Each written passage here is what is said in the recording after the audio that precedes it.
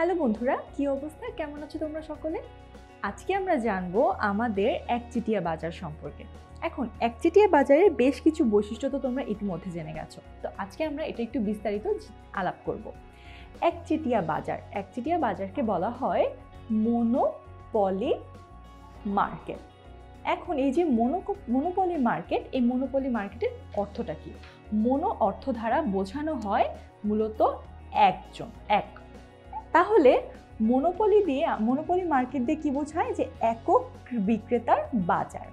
তাহলে বন্ধুরা, আমরা প্রথমে নামেই জানতে পারলাম যে একচেটিয়া বাজার হচ্ছে একজন বিক্রেতার বাজার। তাহলে এর প্রথম বৈশিষ্ট্যটি কি?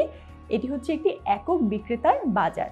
একচেটিয়া বাজার হচ্ছে এমন একটি বাজার যেখানে একজন বিক্রেতা থাকে, উৎপাদিত দ্রব্যের নিকট পরিবর্তক দ্রব্য থাকে না এবং বাজারে প্রবেশের পথে বাধা বিদ্যমান। তাহলে আমরা কয়টা বৈশিষ্ট্য পেলাম বলো তো? একটি হচ্ছে একজন বিক্রেতা, 2 নাম্বার হচ্ছে উৎপাদিত দ্রব্যের নিকট পরিবর্তক দ্রব্য থাকবে না, অর্থাৎ নিকট পরিবর্তক দ্রব্য নেই। তারপর হচ্ছে বাজারে প্রবেশের পথে বাধা বিদ্যমান থাকবে, অর্থাৎ বাজারে প্রবেশে বাধা।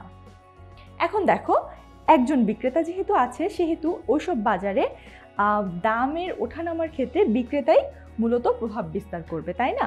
আর নিকট পরিবর্তক দ্রব্য নেই, এর অর্থ কি? এর অর্থ হলো মূলত যে আমি যদি একটি কলম উৎপাদন করি, তার মানে আমার আশেপাশে আমার এলাকায় ওই কলম বা কলমটি আর কোনো উৎপাদক প্রতিষ্ঠান তৈরি করতে পারবে না বা জানবে না কিভাবে তৈরি করতে হয়।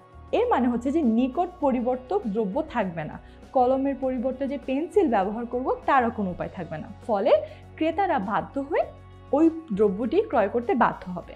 তারপর হচ্ছে বাজারে প্রবেশের পথে বাধা। এটা কেন বলো তো?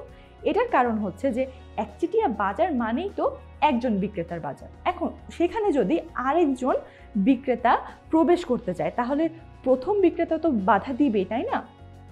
তাহলে এটাই মূলত বাজারে প্রবেশের পথে বাধা সৃষ্টি করে।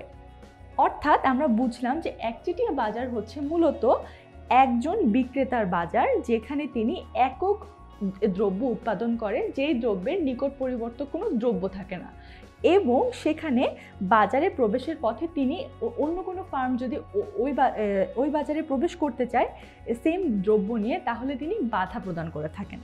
এবং এগুলোই হচ্ছে আমাদের মূলত একচেটিয়া বাজারের মূল যেসব বৈশিষ্ট্য সেগুলো। তো আজকে এই পর্যন্তই। পরবর্তী ভিডিওতে আমরা একচেটিয়া বাজারের বৈশিষ্ট্য এবং অন্যান্য বাজার সম্পর্কে জানতে পারবো।